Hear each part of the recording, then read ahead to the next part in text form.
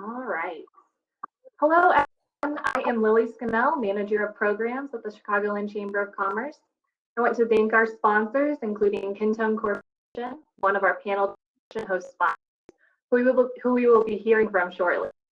First, please note on the right-hand side of your screen is a chat feed where you'll be able to submit questions that will be addressed at the end of the presentation. You can send a direct message or select session at the top of your screen and then communicate with everyone in this breakout session. Now it is my pleasure to introduce our speaker. Dave Landa is Chief Executive Officer of Kintone Corporation. He has been at the forefront of the cloud revolution with multiple executive teams of leading software as a service application providers since 2004. Dave has been at the helm of the Kintone US business since 2015, driving rapid growth with progressive leadership and getting Kintone's no-code application platform recognized on Gartner's Magic Quadrant for 5 years running and on Forrester's Wave for Code Platforms for Business Developers, while also being recognized as a great place to work. Dave is a member of the Forbes Technology Council and Forbes expert panel pieces.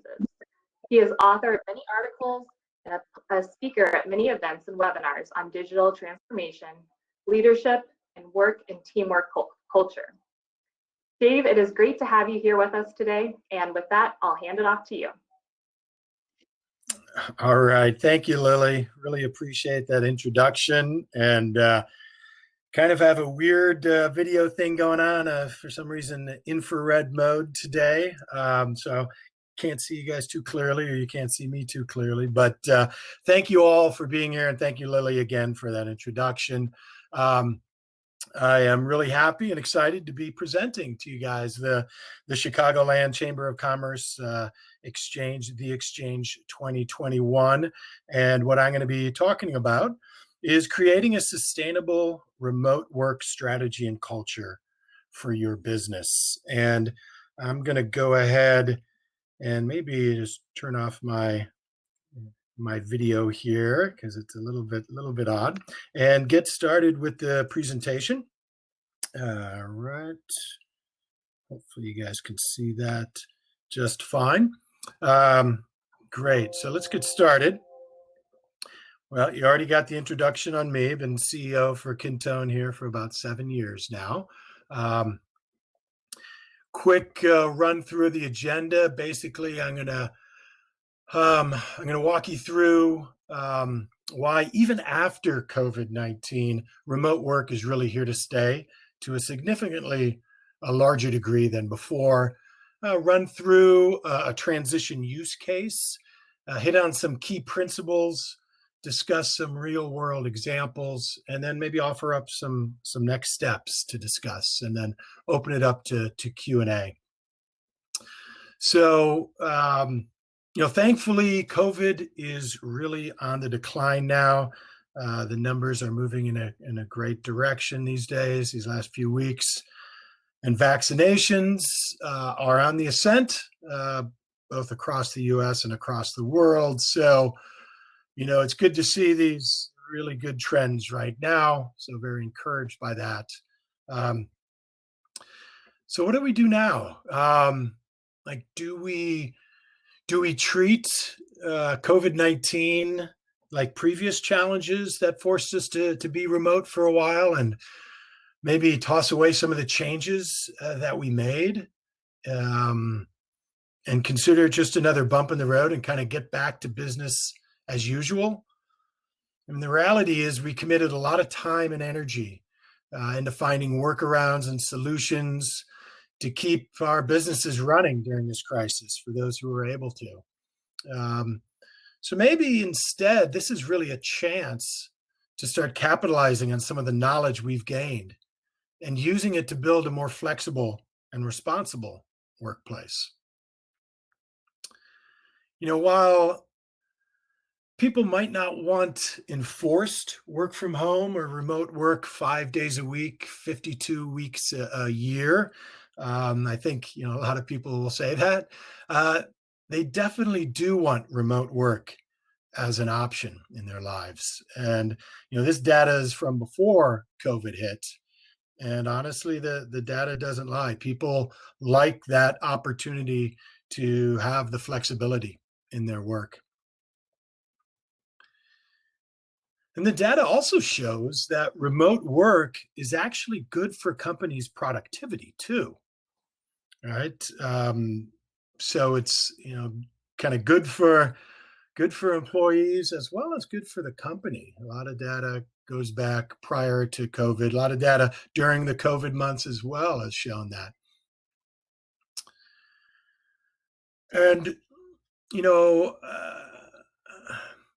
actually, a company can bake remote work um, into their culture and flexibility into their culture without impacting the bottom line.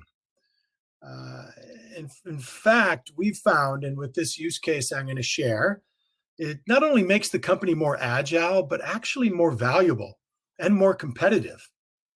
So I want to tell you right now about a company called Saibozu Inc., a Japanese company, who actually pursued remote work and flexible work styles, um, and both a strategy and a culture well before COVID hit. Saibozu is actually a pretty good sized company. It's been publicly traded on the Tokyo Stock Exchange since 2000, so 21 years now. And when COVID first hit Japan in early February last year, the organization created a response policy very quickly. And when the Japanese government ordered closure of all schools a couple weeks after that, and suddenly parents found themselves stuck between going to work and managing children at home, Saibozu already had a plan in place. They moved to what was level 2 and requested everyone, all of their workers, to work remotely. And pretty much overnight, the company went from a bustling office of over 400 people in downtown Tokyo to a bustling network of 400 people, all remotely distributed, working from home and other locations. And they pretty much were able to do it all with the same capacity as the original team, only connected online rather than by the physical location. So it was really just one day. That's all it took. So maybe we could take a look into how they did it and what was their approach. I think first off, they already had some applicable policies and practices in place. So that was the first step. That was key. You see, in early 2000s, shortly after Saibozu went public, they were more of a traditional Japanese company, very hardworking, around the clock. And they actually were suffering almost a 30% turnover rate at that time, just a few years after going public, due to very high stress, sort of this company before individual culture. And Saibozu was considered a very grueling work culture at the time, very much driven by bottom line numbers. And it really chewed up the individuals and more or less held the door open as they were leaving at that point. But kudos to leadership at the time. The company realized that this sort of people are tools sort of mentality was eventually going to kill the business. The business was growing, but with the team leaving, different team members leaving at such rapid succession, they knew it was a problem. And so HR and leadership began to reflect on how to really change that trend. And they decided to rebuild the company to be a people-first company with a dedicated focus on work designed around the individual rather than the other way around. And using this concept of 100 different people have 100 different work styles, they created a whole series of policies and practices that were focused on individual flexibility. The result was that the turnover at Saibozu has now, for the last decade, been under 5%. So the next thing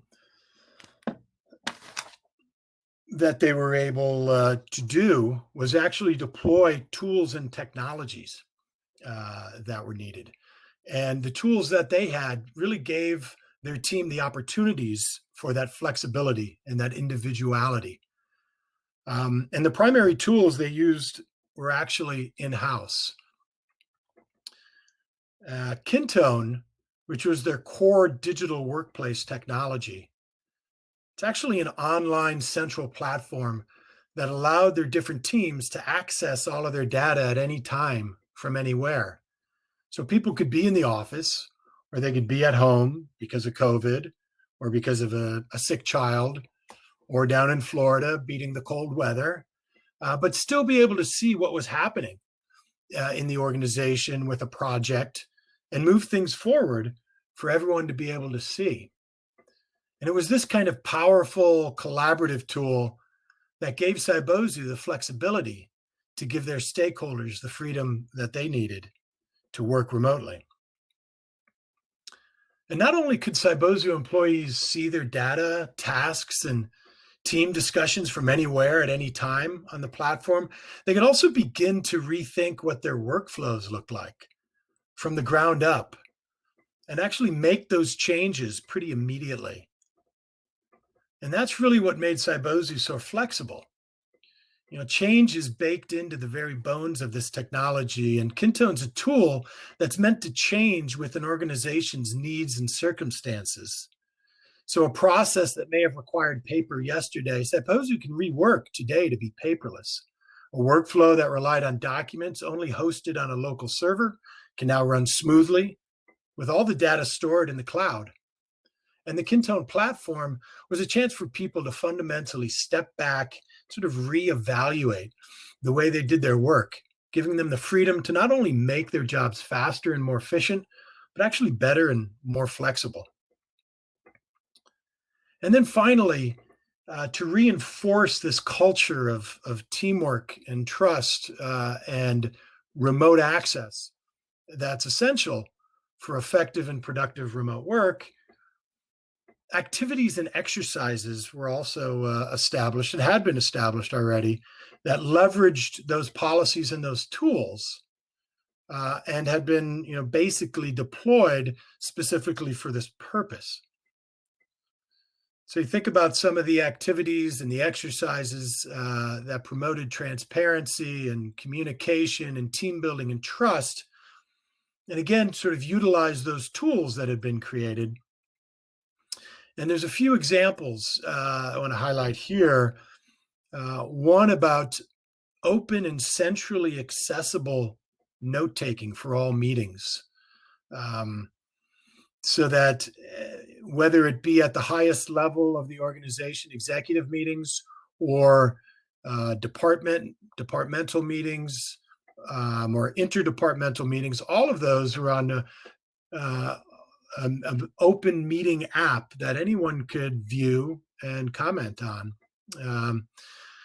And then as well, what we call KPT, or Keep Problem Try, was another exercise. It was essentially a way to review all of our projects and events for improvement, which again was shared openly for everyone. And then also sort of a formalized process of encouraging the sharing of perceived issues and problems, as well as a team-based, remote-friendly approach to solving them. And then I'll get into a TTT in a little bit later. But I want to now ask, how can we learn from some of these experiences and what they were able to do? And some of the things that we learned as well here in the US at Kintone ourselves. I think one thing we need to do is basically look at, how we learned and what we learned here. And I think the first thing we recognize was that a transformation to a remote work organization, or really any kind of transformation, be it a general digital transformation or some other type of cultural transformation, really requires a combination of and the intentional sort of mutual reinforcement of these three components of maybe the call it the transformation triangle, right? What I just went over, the policies and practices, the technologies and tools, and these activities and exercises. The next thing we can think about are some of the specific points that I think tend to be pretty common here that we've experienced and others have experienced. And, one is some of the policies we may have had prior to COVID may not have kind of been as flexible as we thought or needed.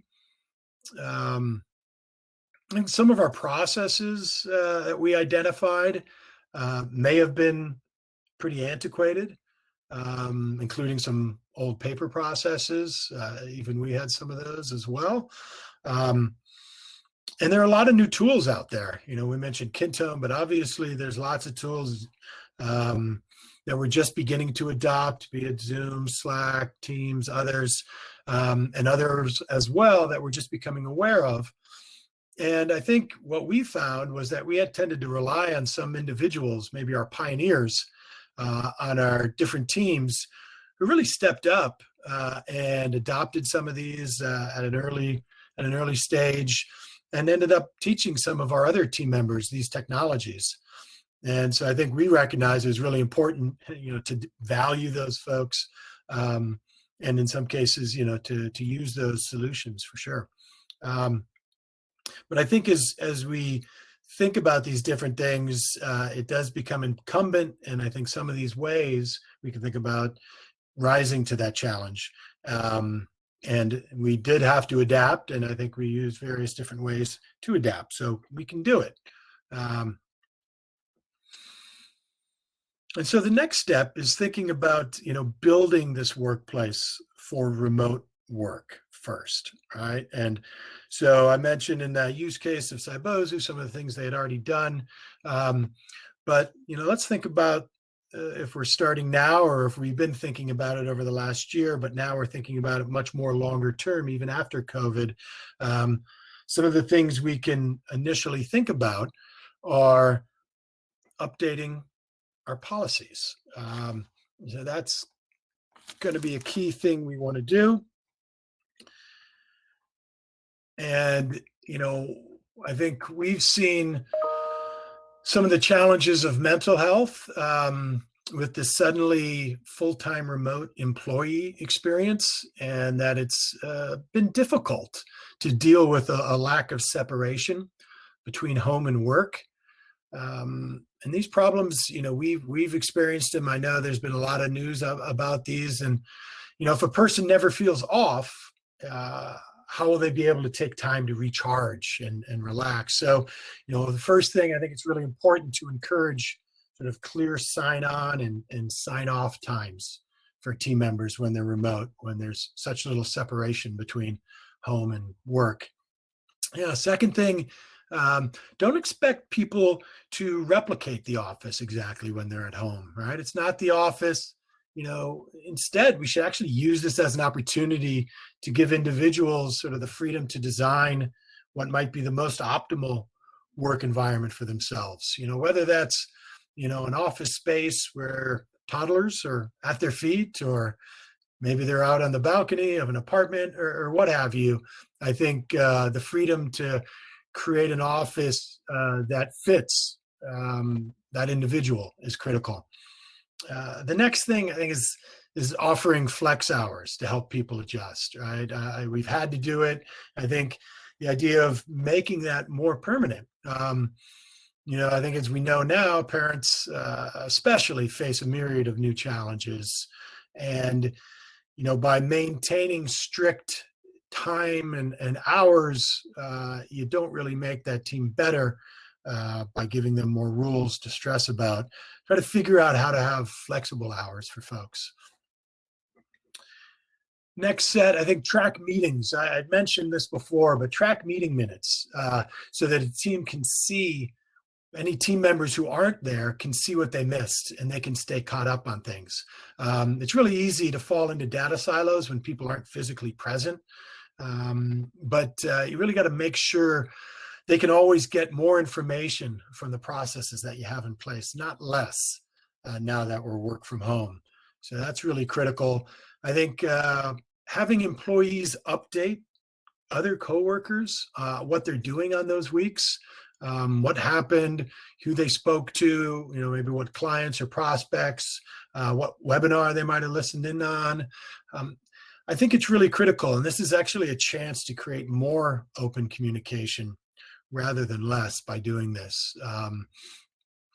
And then, extroverts have really been struggling, I think, through this COVID experience. 93% of communication is nonverbal, with I think 55% of that in body language, some studies have shown. So, we're communicating with our team members in a pretty high stress situation, but we only have half of our original sort of communication capabilities available to us on Zoom and in video.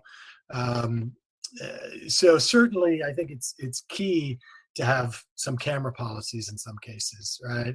Not always, but I do think it's important for folks to have that face-to-face, even if you're not face-to-face. So, think about that. And then in the last set here, if your company's still running, hopefully, and you're using new tools to do it, means a lot of your data and your conversations are being rerouted through new channels, which I'll touch upon again in a moment. So don't let the data and those conversations you have get lost, right? Start finding ways to document and save everything that your team is doing, so you don't lose it and you can utilize it as we move forward. And certainly it's going to be critical for the long-term approach.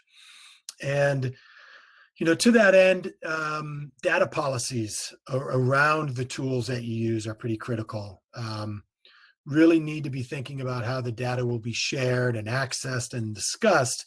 If you're going to have a platform that enables remote communication and remote data sharing, there's obviously going to be things that not everyone can see. So having policies and the capabilities in place to deploy those policies around accessibility and permissions are really, really critical. And then finally, give grace. Everyone has been struggling through this past year, and will continue to struggle as we continue to sort of transform this. So key is having patience, working together with the team, and that'll only help in the long run, having the patience and working through things. So just a quick example, I'm sure everyone is doing this these days, but we had from the earliest days had something we called a TTT, which was a 10 o'clock Tuesday touch base, where when we were in the office, everyone would get together in a circle, stand up, and kind of let folks know what they're up to this week, any accomplishments, or share any gratitude for others, or what they're going to be doing this week. And we had maybe 25 to 30% of our team were remote already, but everyone else was in the office. So obviously we transitioned, and it became everybody being remote. So that's where we had sort of our camera policy, make sure everyone was always on screen for this particular meeting. And it definitely extended a little bit longer when we transitioned to the fully remote, but it was good. And it's been a key thing to keep the team together, having these regular sort of open session that everyone's on the camera and sharing what they're up to for the week. So that was a key piece to maintain that and make sure the policy of keeping the cameras on in this case. All right. And so the next thing, once you consider the policies, it's time to start thinking about, whoops. Sorry. Oh yeah. So we also, this is just something else we had at the beginning, we had everyone share their particular workspaces, which actually led to a stipend policy. So that folks who were going remote could, we had a stipend to let people, get the things that they needed to make their home office effective for them and productive. So, sorry, moving forward. So the next thing, after considering the policy, is thinking about the tools. And if you want, remote work members to have access to the information that they need to do their work, you really need to have tools that make that accessibility easy. And so, for example, we're all using email, maybe Teams or Zoom and Slack to maintain our communication and our collaboration. But many of these tools that means that the communication data tends to be disconnected from our business operations and our process data. So it's something, we really need to consider when we're communicating through these different channels, but then, business operations are kind of getting done in other places. And so as we think about some of the tools, some of the things I think we need to consider, first off is definitely access. I mentioned a little bit before, but remote workers are depending entirely upon the tools that we are now using, the digital tools, to have access to everything they need to do their jobs. So it's really important to think about how the data and the collaboration come together in terms of accessibility. So it's critical to adopt tools that really make this accessibility a priority. Next is, start figuring out where the conversations are. Again, if you're using Slack or email or Zoom, what kind of information is going into those different channels? Again, it's important to know if you can access that information at a later time, and who can access it. Those things are really important to know. Information shared over these like limited Slack channels means that maybe it's only available to those who were in that chat. And so you kind of lose some of that later on when you might want to look back at it. So important things to think about. Map out also where your data is going to live. So how's it going to be tracked? How's it going to be stored? How's it going to be shared? It's critical. There's some things you probably aren't able to do right now, right? So just take note of them, write them down, and then recognize that you'll need to go back and find ways to update those processes. So just have a list of those that you can get to when you're able to, all right? And then ask your team, right? Reach out to your team. Your team probably knows or identifies some issues and maybe some opportunities to make changes or update, or tools that they've seen that might be able to work. So utilize those resources. They stepped up before when we first were kind of thrown into this with some of their expertise. So continue to leverage that and work with them on different ideas they may bring to the table. Start looking at how the new tools improve or impact teamwork, and think about how they can be used to better improve the way things are done, like how they can improve different processes and workflows. Don't be afraid to change tools if need be, right? You're looking for long-term success now. If things aren't working, try new things, right? And then again, you leave room for grace. Still trying to figure things out. It's all about sort of, some trial and error. So it's worth trying some things out, and maybe not everything's going to be a home run, but definitely want to try. All right. So from the tool perspective, I do want to talk a little bit about, again, how Kintone is used. So Kintone's flexibility does give the power to build a wide variety of solutions and workflows that was able to help us and our clients do jobs without fragmenting the data away from the conversations. Here's a quick example of one space on the platform, which is dedicated to our HR. You get a quick view of just some of the components of this with threads and apps and announcements. And here's an example of some of the HR apps. These are solutions that the HR team sort of customized to build and to use. This one's meant for sort of broader stakeholders that the HR team provides for team members. You can see a variety of different ones here. And then also solutions for the HR team themselves to use around expense reports and different tasks, candidate database, job openings, recruiting events, things of that nature. From the sales team as well, here are some core sales database apps that we use internally that have been custom built to meet our team's needs.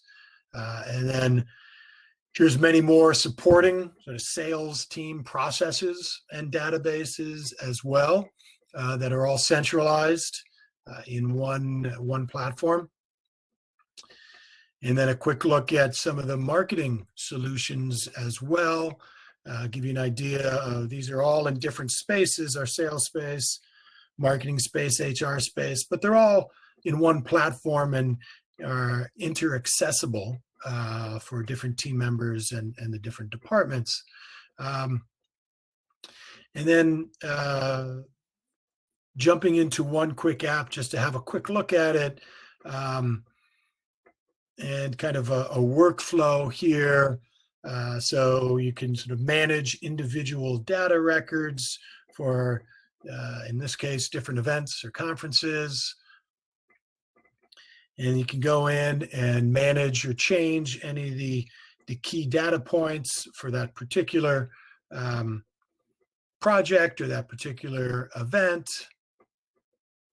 You can, as you make changes, initiate notifications that automatically are sent to folks who need to be notified of those. Those pop up on a sort of an accessible dashboard that folks can click through, and they know where the status is and how things are moving along according to deadlines. And can look at some reporting, maybe the status of different records or different, in this case, conferences and the number of leads that have been brought in through those different conferences.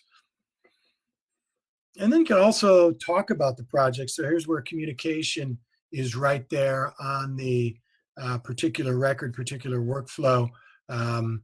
Maybe in this case, just identifying swag for an upcoming event and sort of managing the process of those approvals and orders.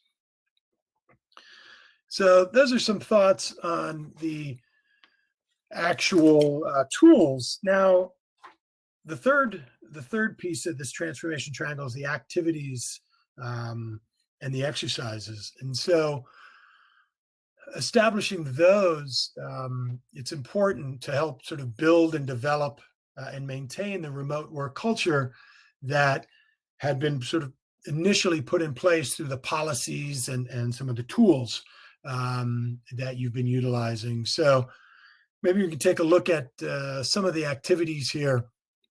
And from our perspective, again, these tools and the policies and ultimately what these exercises are about for creating an effective remote work environment is really about creating this accessibility or this transparency.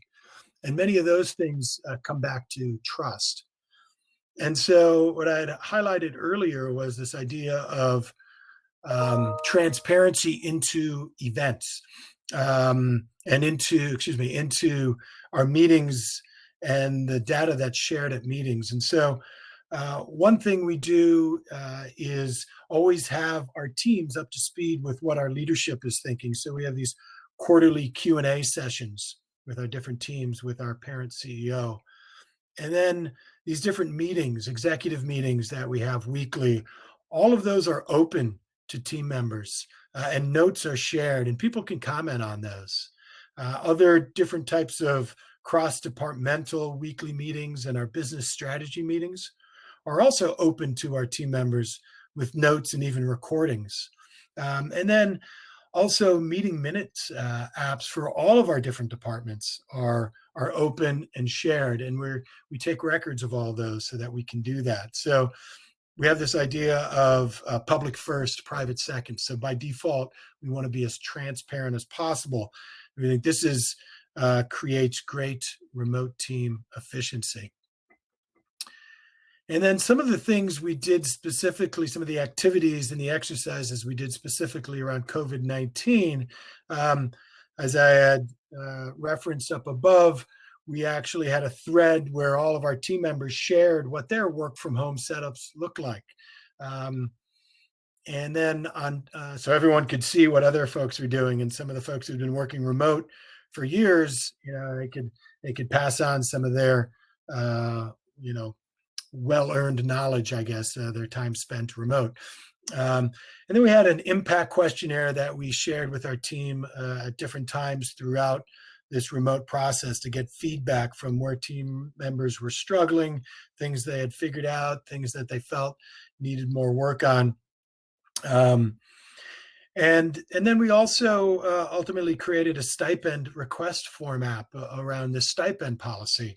And so folks were able to specifically request for the type of things they needed for their work from home environment to make things better.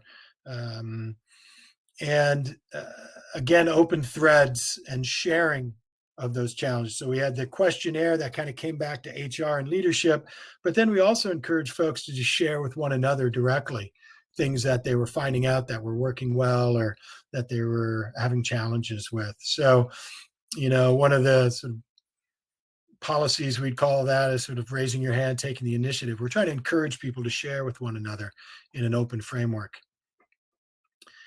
And then some of the exercises in which we used sort of our tools and our practices.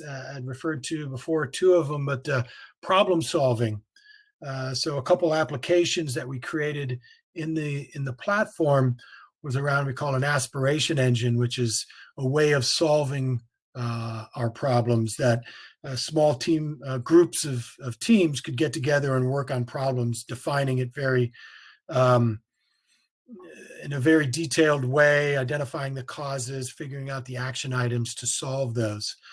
So that sort of app, and a problem sharing app that let people share their problems very quickly and easily. And then if they were significant enough, then we would put them into this sort of aspiration engine to work on them. I'd mentioned the keep problem try method. So those are exercises we deployed on a regular basis to review our projects and our events and try to improve them, kind of a continuous improvement, Kaizen approach. And then we also had an Inform app, which was something that we encouraged everyone to share any issues they had or share what they were up to, if any, specific challenges around that particular day in terms of getting to meetings, or if they had issues at home, it would inform other members of those issues. And so, again, trying to create that transparency and inform other team members of the experiences of those individuals. So, some of the policies around those were really under this idea of correcting actions, not blaming people, things that it's okay to mess up, but just don't lie. So we want to, again, encourage transparency through these exercises, the activities, and bringing everything sort of together. And to that point, so I think the key here is, again, utilizing technology and tools, combining them with policies and practices, and reinforcing what you're trying to accomplish with activities and exercises, which can help develop this remote work culture and really execute on the remote work strategies that you're going after. So it's kind of bringing those three things together is really critical. I want to take a quick step back and just talk about our own company vision. which is a combination of our purpose being building a society brimming with teamwork. So for us, teamwork, that's what it's all about. And when we think about our own culture, we think about these four elements of teamwork culture, which you may have seen a little bit as through the presentation, but sharing the common vision, being yourself, taking responsibility, embracing individuality, and being transparent are things that we think are absolutely critical to develop effective teamwork culture. And we feel that teamwork culture is very much like an umbrella, and it's kind of the foundation that will support other types of organizational cultures that folks might be focused on. Of course, what we talked about today is remote work culture, but other type of organizational cultures around safety culture, innovation culture. I think the real building blocks to enable those is teamwork culture. So those elements are critical in also developing the remote work culture. And that's why you may have seen that those threads through this presentation. All right, so we went through a lot there, but I think the key here is that it's things are looking good here. That COVID indeed will have an ending, and hopefully we're getting pretty close to that ending at this point. But I think the changes we make don't have to, and frankly, I think remote work to a significant degree is really here for good, for many good reasons. And so that is it. I want to thank everyone for this time. And just before we jump into Q&A, so hopefully folks have some questions. If you do, please enter them in. But in addition to thanking you, I also want to let you know, while our headquarters is in California, we do have a team in Chicago here, Kyle, Elias, and Kevin, who will be able to work with anyone who might have an interest in some of these Kintone solutions and the processes and this type of organizational transformation we discussed today.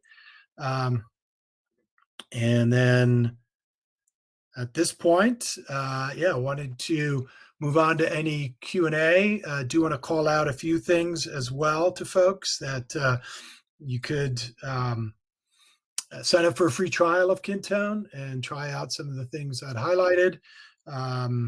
We also have a transparency suite, kind of a 5-app transparency suite that we could add in to that free trial if you're interested.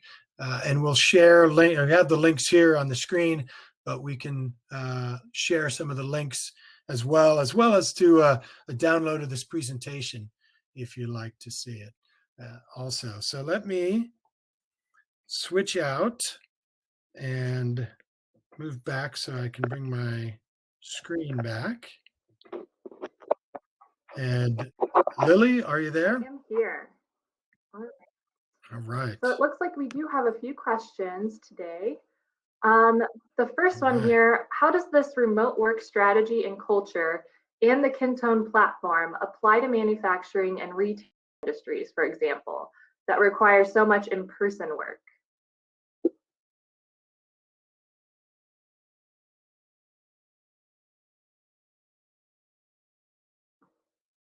Are you there, Dave?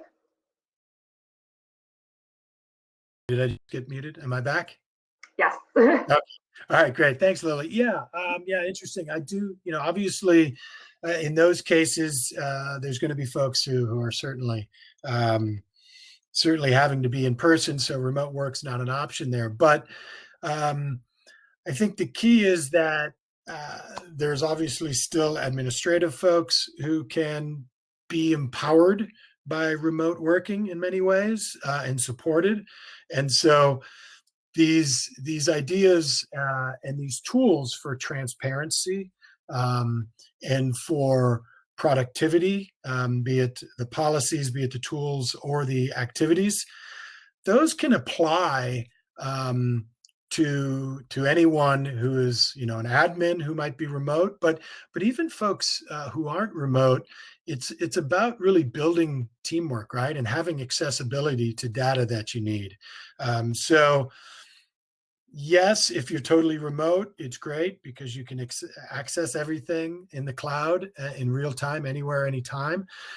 But it's also just as productive and efficient if you're in the office, having the ability to access these um, the central data and central collaboration tools. So I think the remote work works for those who don't have to be in person, but the fundamentals of creating a strategy and a culture that deploys that accessibility anywhere, anytime, makes a more effective team, regardless if they're remote or on site. Great, thank you. Let's see here. We have another question. You mentioned near the end the idea of teamwork culture being an umbrella under which remote work culture and other defined organizational cultures such as innovation culture or safety culture can thrive. Can you explain that a little bit more? Yeah, yeah. So where we talked about, I don't know if you recall, but we had those sort of those four elements of teamwork culture, talking about transparency, having a common vision, being yourself, taking responsibility, embracing individuality. I think you can see that you're certainly building blocks for teamwork culture, but also when you think about remote culture and remote work culture, again, transparency, critical, right? That people can see what other people are doing. Even if they're not talking about it in person, you can have accessibility to that. And the idea of people taking responsibility. You have to raise your hand and call things out if you see a problem or an issue, and if you want to try to get things done. So those are pretty universal. And if you create that teamwork culture, then those things can be applied. Now, obviously, there's going to be unique elements for remote work culture or for safety culture, innovation culture, that apply specifically for those types of cultures. But as an umbrella or a foundation, having the teamwork in place is critical to have the kind of trust you need for a safety culture, for example, or have the type of collaboration you need for an effective innovation culture. So that's what I was getting at with that graphic. Great, thank you. Let's see, another one here. How many and what kinds of companies are using the Kintone platform now? Okay, yeah. So we have globally, I think, over 18,000 customers, clients, organizations using the platform. Um, and they range anywhere from very large enterprises, um, down to 2, 3, 4, 5 person shops, um, be it small accounting firms or startups. The majority of our clients are small, medium size organizations, but we have clients like Whole Foods and NASA and Apple and Volvo. Um, but again, the majority are smaller companies who are looking for solutions to create a more sort of productive environment, um, manage, maybe transition from Excel spreadsheets that have sort of outlived their usefulness and they're trying to do too much with them, or even, like I mentioned in the presentation, sort of paper processes that you really need to centralize and get people working together.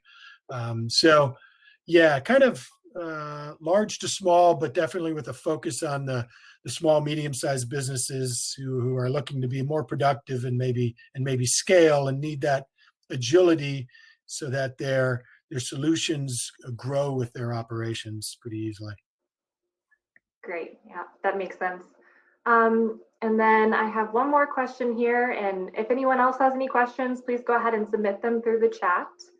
But this one here says, I saw many of the application use cases your own team is using, but are there more common initial use cases that clients use Kintone for? Yeah.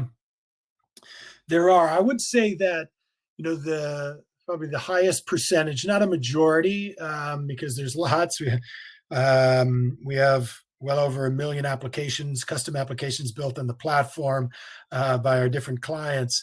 But probably the highest percentage would be around sort of sales leads management. Um, and then a variety of other program and project management, internal business operations management. You saw some of the HR solutions; those are pretty common beyond the sales operations. And one way to think about it that we think about when it could be useful is if you have a data set, sort of a database that you need to manage. You have a workflow or some sort of operations in which that data is being pushed through, and you have a team or a group of people who are working together with that data to move that process. You kind of have those three pillars, then pretty much any operation could be pretty effectively managed and could be sort of could be utilized. Kintone could be utilized to manage that process now and as it grows into the future.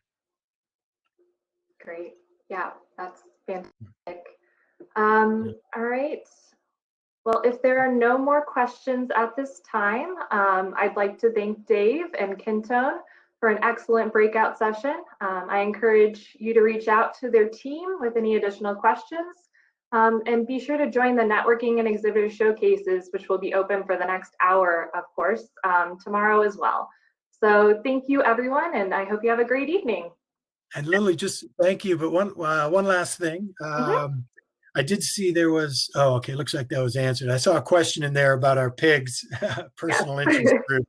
Yeah, that's one of our activities that encourages team members to work together, or not work together, but just get together and pursue their personal interests that they may have in common. Could be anything from like a foodie club to astronomy, what have you, and the team and the organization sort of helps with some of the expenses for our team members who get together and do those things. So that was the pig. And the other thing I just wanted to call out was one of my team members, Nim Grinvald, tomorrow will be giving a presentation as well, who'll get into more detail, more of a sort of a demo around the product for those who are interested for a deeper dive around, I think, project management. So I wanted to highlight that as well for folks who might be interested. Perfect. Thanks so much, Dave. And thank Yeah. you for a great presentation. All right, great. Thank you, Lily. Really Have appreciate a it. great Thank you. evening, everyone. Uh, thanks, everyone.